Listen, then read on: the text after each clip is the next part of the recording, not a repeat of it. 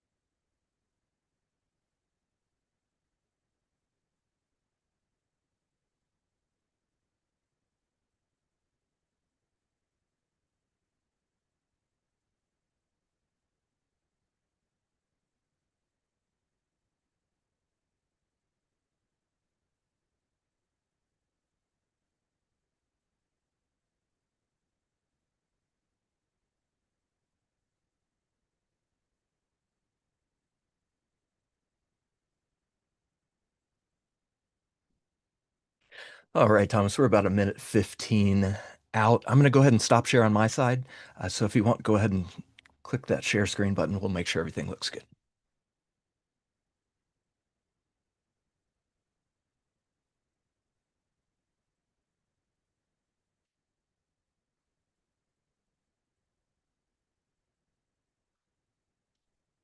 All right, screen share looks good. And I will momentarily lead us off with a quick introduction, and we'll be all set to go.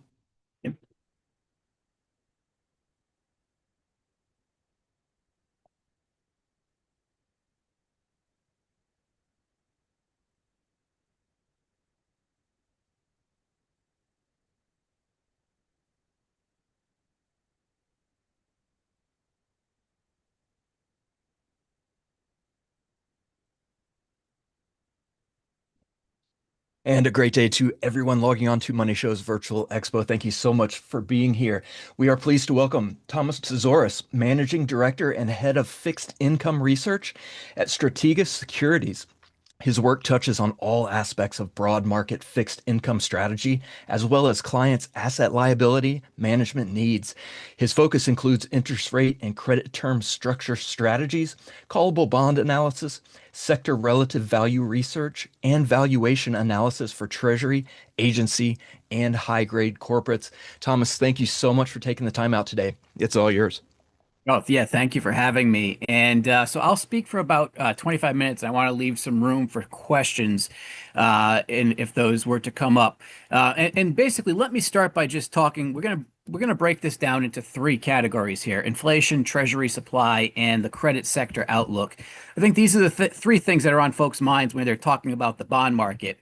And Before we even start, though, I think the thing that has been surprising us at Strategas this year is how slow the evolution of inflation has been. That is, we haven't seen any real substantial spike in inflation, goods inflation in particular, due to tariffs. Likewise, we haven't seen a notable drop in service sector inflation due to demand destruction from tariffs. And with that, we haven't seen any to date sign that the labor market is beginning to contract. Now, our view has always been one of the more modest or benign views on the street when it comes to the impact tariffs are going to have. But we did expect at some point in time that headline and core CPI would both make a push back above 4% this year, and there would be some labor market demand destruction leading to some job losses. And none of that has happened yet. Now, near term, when we look at inflation, what do we think is going to happen from this point forward?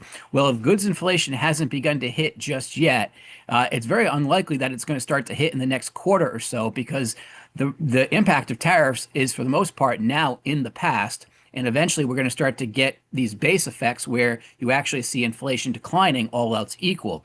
So we still think there's a little bit of room here for goods inflation to push a little bit higher. But for now, the story on inflation is what didn't happen rather than what we expected to happen. More intermediate term, though, when we start looking out towards 2026, our view is that it's a midterm election year. We've got the World Cup. We've got America's 250th anniversary.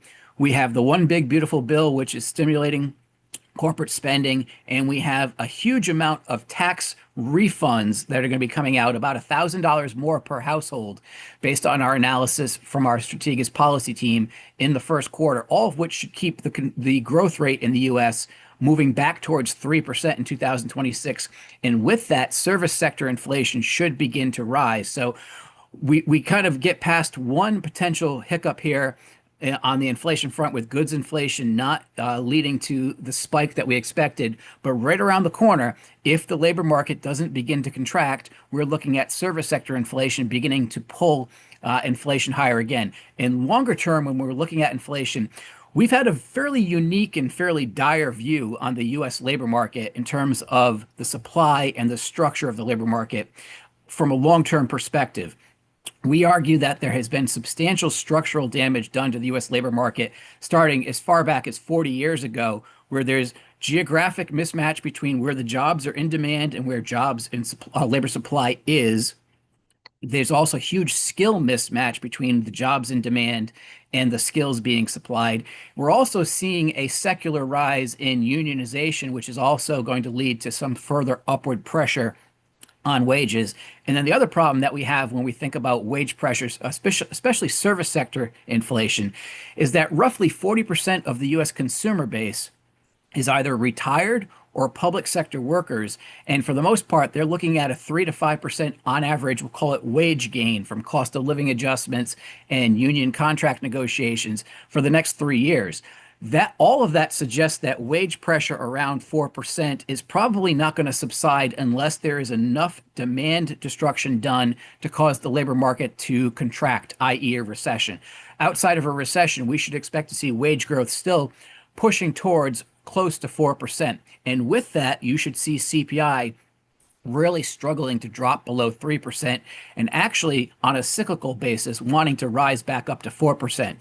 Well, all that means for the Treasury curve, which we'll show in a second, is that the curve is not steep enough given the long-term inflationary pressures that we have. Very briefly, we look at inflation expectations. They're about a 2.25 to 2.5% for, let's say, the 3 to 10 year portion of the curve. We argue those should be more like 3%. So all else equal, the Treasury curve is about 50 basis points too flat. And that's a factor in things like when gold outperforms.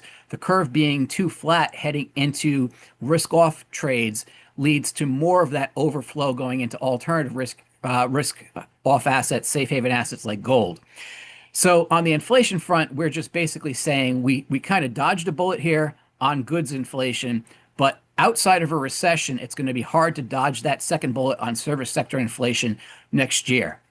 This is important for Treasury supply because very near term, the Treasury is going to do essentially what the Janet Yellen Treasury did. We were very critical of the Janet Yellen Treasury for issuing so many T-bills when essentially the curve, although yields were higher in the were higher to then than they are today in the 10-year portion of the curve, they were still lower than they were on the front end of the curve.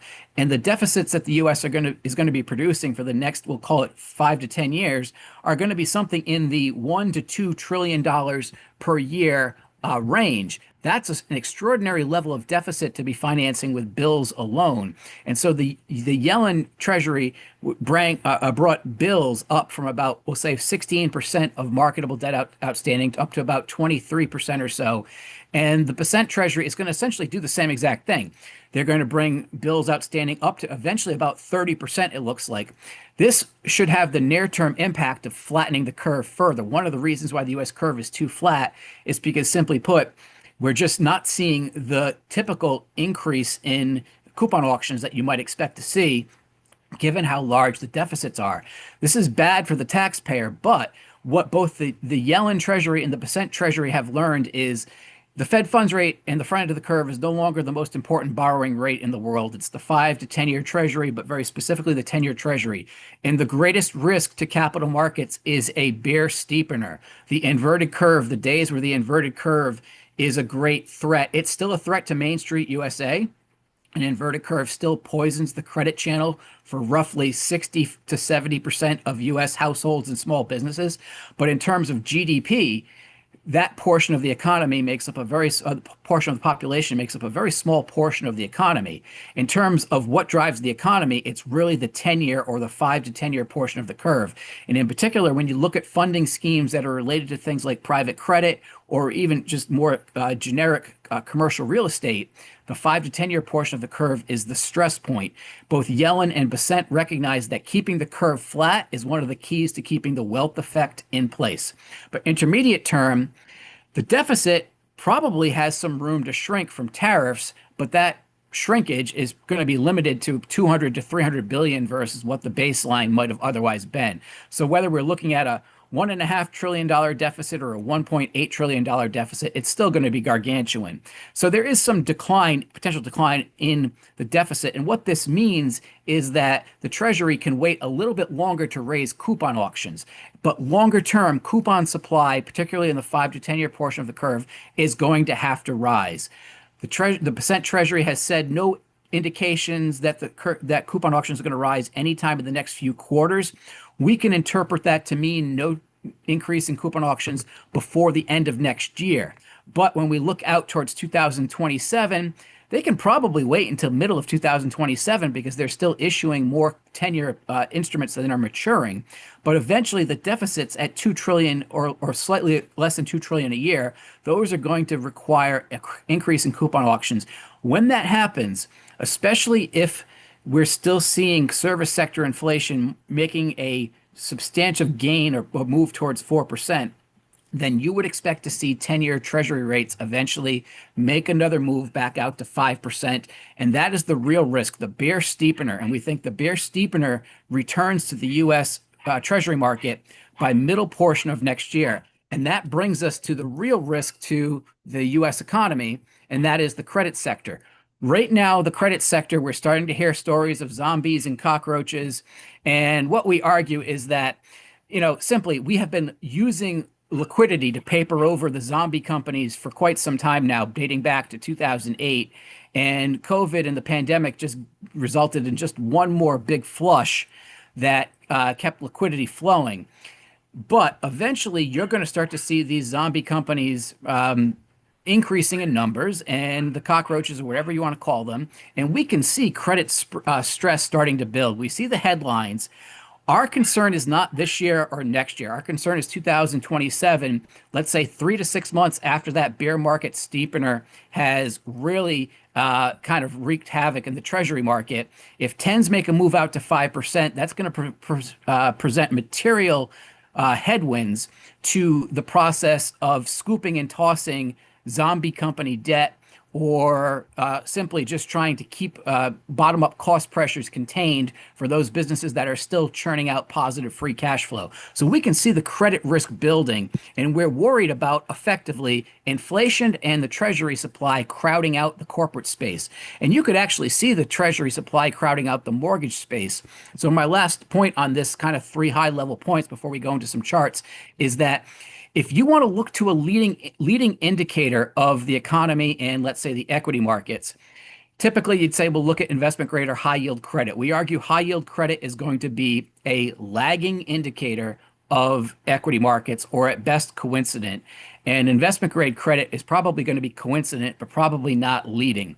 Look to mortgage-backed security spreads. At the very least, if the source of any next credit market hiccup is liquidity being pulled out of the system, mortgage-backed securities are the place you would probably start to see that first, because the typical mortgage buyer is still these days highly levered. So liquidity matters. And right now we're seeing mortgage spreads going in the opposite direction. They're down to about 28 basis points on an option adjusted basis, down to about 125 basis points on a non-OAS basis. So mortgage spreads are actually remaining quite tight. And what we can say about the credit outlook is liquidity continues to remain ample, although there are some pockets where liquidity has been pulled out more seasonally because of, one, the Fed reducing its balance sheet and quarter end activities, and two, the Treasury was beginning to hoard cash as the government shutdown progressed. As that shutdown has come to an end, liquidity is going to come back out of the Treasury's general account into reserves. And you should see, with the Fed easing, and we'll talk about the Fed in just a second, with the Fed having eased 50 basis points and the Fed likely to ease one more time, we do expect that you will see that liquidity will remain ample and keep credit spreads well contained this year and probably throughout most of next year. It's 2027 that we're worried about. Now, really quickly, I just want to go through some of these charts because we've been more or less making the argument here that inflation below 3% for the remainder of this decade is not something that is feasible. And we made that argument back in 2020, even before the pandemic began to affect supply chains. We just simply argued that the service sector, driven by a rigid labor market, was going to be the source of a secular wave of inflation this decade. And we stick with that view. And inflation is right exactly where we would expect it to be, for the most part, outside of the expectation that tariffs were going to temporarily cause it to push higher. Now that we're going to start getting some government data, maybe we'll see that goods inflation inching higher for now, but we do expect that, pardon my language, to be transitory. And the real risk is wage growth and service sector inflation. Wage growth at, we'll call it close to 4%. That's going to bring CPI back up towards 4% unless you put a dent in the labor market, which as of right now, we don't see. Here's those inflation expectations. These should probably be closer to 3%, in this case, 10-year treasuries. That would suggest, all else equal, that a 10-year treasury rate should probably be more like 450 to 460 at this point in time, not a 4%. And that's a material move higher. So the inflation conclusion we talked about, near term, a little bump higher from goods inflation. Next year, service sector inflation begins to accelerate, but the pressure to keep inflation below 3% is going to prove futile because, simply put, there's just too much service sector inflation coming. That is the second wave of inflation that we've all feared, and it is really driven by structural forces that have been in place for 40 years. On the debt outlook, the Treasury used the debt ceiling to limit Treasury bill supply. When we raised the debt ceiling, we began to increase bills. Those bills have been increasing and increasing. We're going to see bills rise to probably close to about 30% of all Treasury debt outstanding. In the meantime, though, with the debt ceiling having been hit and the temporary reduction in bill supply, coupon auctions actually were performing reasonably well.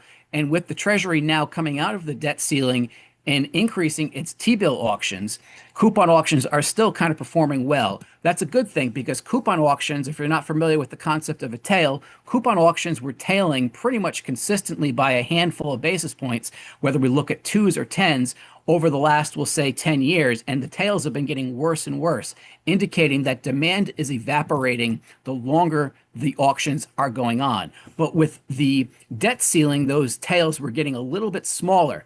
With Bessent suggesting that the Treasury is not going to raise its coupon auctions anytime soon, we think for now these coupon auctions are going to remain stable. But just you keep an eye on these. When there's a surprisingly big tail, we'll call it, I don't know, a 10 basis point tail on tens that just comes from out of the blue, you tend to see panic selling in the Treasury market, which can quickly infect the equity markets. We saw that over the last few years, a handful of times, as we can see, and that did create some really panic selling in both Treasury and equity markets. The good news is we don't have to raise coupon auctions anytime soon. In fact, when we look at the coupon auctions, the coupons are out to 30 years, including tips. We've got quite a bit of room in the longer duration instruments to pretty much hold steady and not raise those auctions. If we look at tens alone, we're issuing right now out to the middle of 2027 roughly 2 times as many 10-year instruments as are maturing. But eventually, this will catch up. So by the end of 2027, we're going to have to raise those coupon auctions. Bessent knows that. He's delaying that as long as he can. What Janet Yellen did to delay raising coupon auctions, she used the Fed's reverse repo facility, which at one point in time stood at $2.5 trillion, to gobble up all of those T-bills. Bessent doesn't have that option. What he's likely to do is begin using stable coins as stablecoin legislation emerges to create a captive finance demand for Treasury bills. In the meantime, with the Fed ending balance sheet reduction starting December 1st, they're going to roll mortgage-backed securities into Treasury bills at a pace of about 120 to 150 billion per year. On top of that, the Fed is also going to begin purchasing more bills just to begin growing its balance sheet, probably in the second half of next year, just to maintain the balance sheet at a stable portion of GDP. That's not QE, that's just reserve management and maintenance. And that should also add about another, we'll say, 5 billion or so to 10 billion per month of purchases.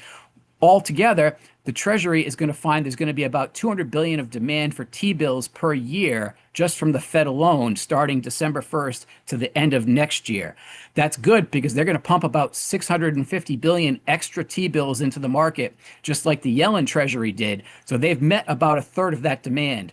They also expect that with changes to the supplementary leverage ratio in banks, that's also going to open up about another 150 billion of demand per year. But there's still going to be a gap there, and that gap is going to have to be plugged by new sources. That's why there's such a focus on stablecoin regulation. So the rate outlook, here's our view really quickly. We expect the Fed is going to give us that 25 basis point cut in December on top of the 50 that we've already gotten in the last 2 meetings. And that's going to be it for this cycle. We do not see the Fed having the runway to ease again in the first quarter of next year.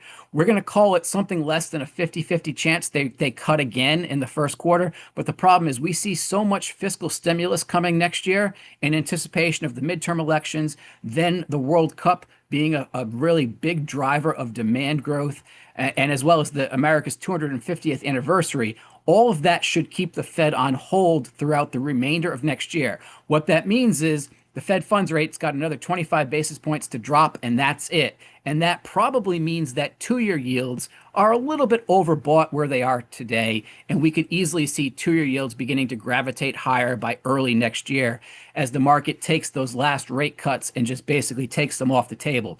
The real problem is in the 5 to 10-year portion of the curve, which we see bear steepening. Now, we actually might push this outlook into 2027 a little bit because the government shutdown has clearly done some damage to the labor market. So we could see 10-year yields yields kind of wobbling around these current levels of 415 that we ended last quarter, wobbling around that level until we'll say next year, end of first quarter, and then you start to see the bear market steepen or return.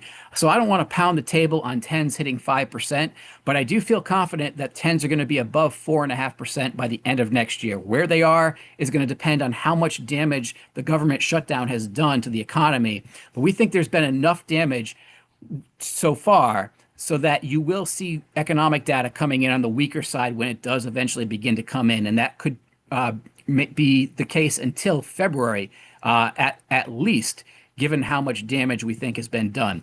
So the growth outlook, we see more or less 2025 as being a lost year. Effectively, we'll say 0 to 1% real growth throughout the entire year. 2026, I think this actually is going to prove growth is going to prove a little bit better than this, about a 2.5% on average growth rate we're expecting as we get a bounce back from the government shutdown in the early part of the year, which was otherwise expected to be weak. That should keep inflation somewhere around or above 3%. I'm thinking it's going to move above 3%, but you still see that transitory impact from goods inflation. Maybe this comes down a little bit in the first quarter because goods inflation never really materializes, but service sector inflation accelerates a little bit quicker. And that, like I said, that keeps the Fed on hold with basically one more cut. Now, I want to talk because we have a few more minutes before we can go into some questions. Credit market events, private credit is on everybody's radar these days. Everybody's worried about credit cockroaches and private credit. And we're not going to lie to you.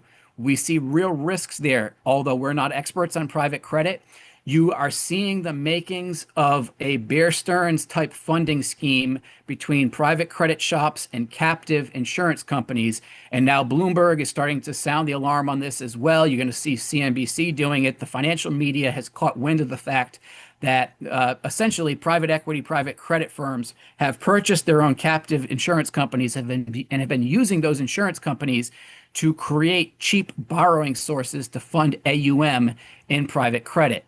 That by itself doesn't lead to a crisis, but what it does do is in the near term, it actually suppresses and lowers investment grade in particular, but also high yield, I should say high yield in particular, but also investment grade credit spreads. If you looked back about a month and a half ago, investment grade credit spreads were effectively at a 30-year low. You only get spreads that tight when you have ample liquidity, which we did, but also high leverage in the buyer base.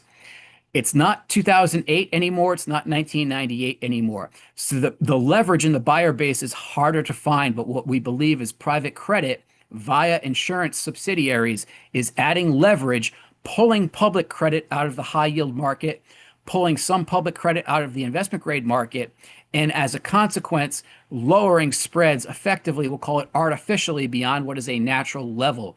This can persist for a year. In fact, it can persist for 2 years. We saw back in the 90s as well. But eventually you get a break where some of the financiers find that their liquidity dries up. When that happens, we're seeing credit risk building in areas like discretionary, healthcare, materials, and even in tech. Obviously, we all know the story. Tech is ramping up. Oracle is ramping up. That is leading to credit risk building. At Strategas, we have our own investment grade corporate bond index. It's Russell 3000 members, all of which are publicly traded equity, obviously. We use those because we can run them through our credit default risk model. This is the output of our credit default risk model as of September. Basically, tech has a very high worst case scenario credit default risk, something on the order of a 1% default rate per year over the next 12 months. Best case scenario for tech, though, is effectively 0. So there's a wide range in the scenario analysis. That's what our models are picking up. This probably becomes a problem, like I said, when the curve begins to bear market steepen and has fully completed that bear market steepening by early 2027. In the meantime, though, credit spreads are very tight. When you adjust for credit default risk, credit spreads are even more tight. We like to compare these to mortgage-backed securities, and what we find is credit spreads are pretty close to all-time tights compared to mortgage-backed securities. That tells us that if There's a surprise liquidity drain where mortgage spreads have to gap wider by a dozen basis points. Don't be surprised if investment grade credit spreads gap wider by 25 to 30 basis points. My last point, as I'm becoming long-winded here and we're running up against 1140, is when we look at credit spreads, our outlook is fairly benign for the remainder of this year. We do see a little risk of spread widening early next year as weak economic data from the government shutdown begins to filter in. Then we see those spreads coming right back down. Investment grade spreads, for the most part, around 100 basis points, moving above 100 basis points by the end of this quarter and hovering around that 100 basis point level for most of next year, only beginning to rise late next year as the bear market steepener continues to pull liquidity out of the financial system. High yield spreads a little bit less stable, but still, for the most part, well below the typical levels that you would consider to be any sort of stress level. But mortgage-backed securities, keep an eye on spreads there. If liquidity does start to drain, mortgage spreads will be one of the first places that you will start to see it. And with that, look at that. I finished on exactly where I wanted to. So, Mark, if there's any questions that we can kind of go into, I'd be more than happy to share my thoughts. All right, Thomas, thank you so much. We had one viewer here. They're wondering if you don't mind sharing your thoughts on preferred stocks. Well, it depends on what your investment strategy is. Now, typically, we're not a big fan of preferreds, especially callable, because they're callable, and the call option frequently works against you.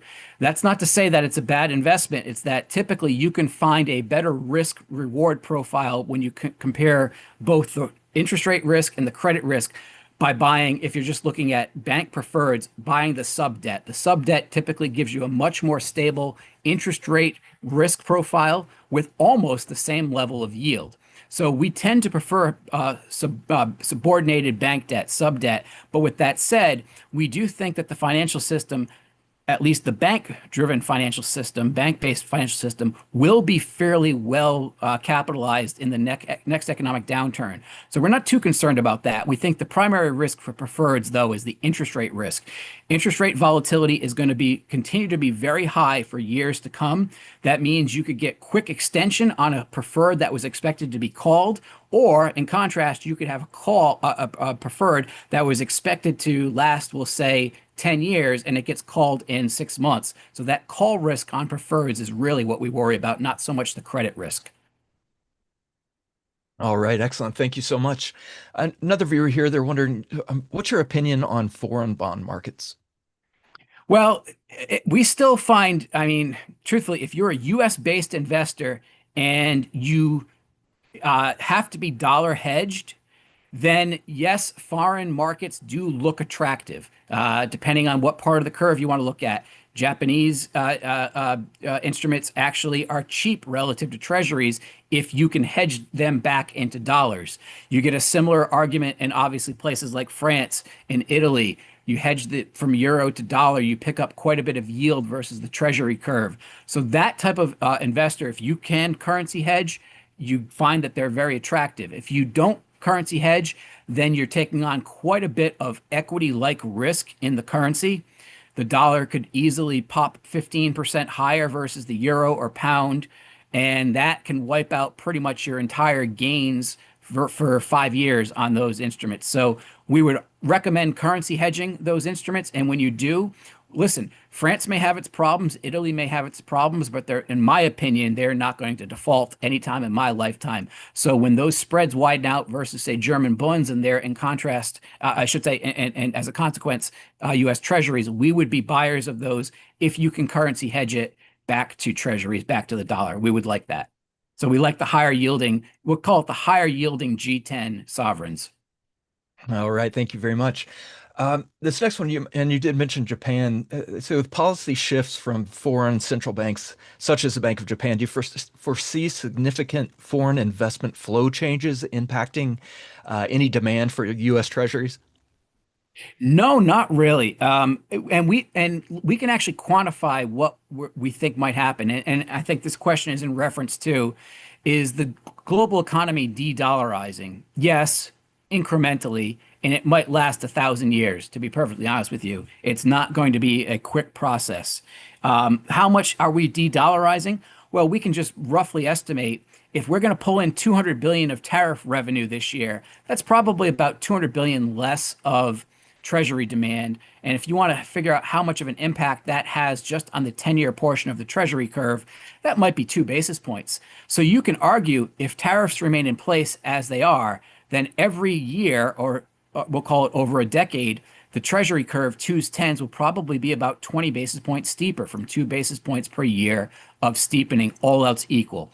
That's kind of how we're looking at it. There's no real precise way to measure it, but yes, we do think there is a very gradual de-dollarization.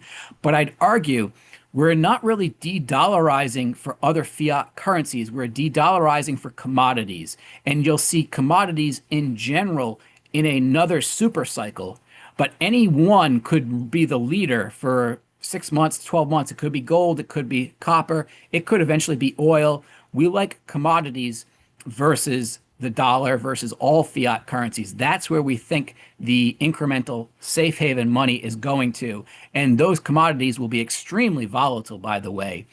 But nonetheless, we think on average, they will outperform all fiat currencies over the next decade. But we can say 200 billion a year of less demand for dollars based on the tariff revenue that we're raising. All right, thank you very much. Looks like we have time for one more question here. I kind of like this one because we've recently had a Money Show University, which we're starting to see a younger crowd of investors. This question said, your current thoughts for younger investors regarding their bond allocation, especially in the context of rising yields. Yeah, so I think bonds make a lot more sense in a young person's portfolio. By a lot more sense, I mean no longer 0%. I still would keep bond allocations probably below 30%. So a 60-40, if that is your baseline foundation framework for investing, I'd probably have equities still probably around maybe a 65%, a slight overweight to equities down from 70%. I'd have a pretty good sized bucket for alternatives. And I wouldn't necessarily put private credit in that alternative or private equity for that matter. Alternatives would be a little tiny bit of cryptocurrency, a little bit of gold. I consider cash itself not to be a fixed income instrument, but rather another alternative. I'd probably have about a 5% allocation to cash. You want a lot of dry powder, but I'd still have probably something about 20 to 30% fixed income. And within fixed income, I like things that are we call positively convex. For those of you who are not bond geeks, that just means that they're not callable. If they have any option, they're puttable. But for the most part, if interest rates drop a lot because there's a risk-off event, you get accelerating gains in those instruments. So that's longer duration treasuries. But the catch is, if you're going to have longer duration treasuries, you have longer duration risk. So maximizing convexity, which is mathematically equivalent to being long volatility in a volatile environment, does come with it the risk of a higher duration. And there are things you can do, such as barbelling your bond portfolio, that increase convexity for a given level of duration, but that also exposes you to the risk of steepening. What all this means, the great wisdom I think I'll part with today, is that the days of passive fixed income management are over. You have to have active fixed income management to take advantage of the ebb and flow of yields, yield volatility, credit spreads. Everything is changing much more rapidly than we saw over the last decade. So you have to have active management, and we're big advocates of active fixed income management for the remainder of this decade. All right. Well, everyone, you are watching Money Show's Virtual Expo Fixed Income Forum. We're speaking with Thomas Tzouras. Thomas, thank you so much. We greatly appreciate you. My pleasure. Thank you for having me. All right. And have a great one, everyone. Stick around. We will be right back with more content coming your way. Thanks for being here.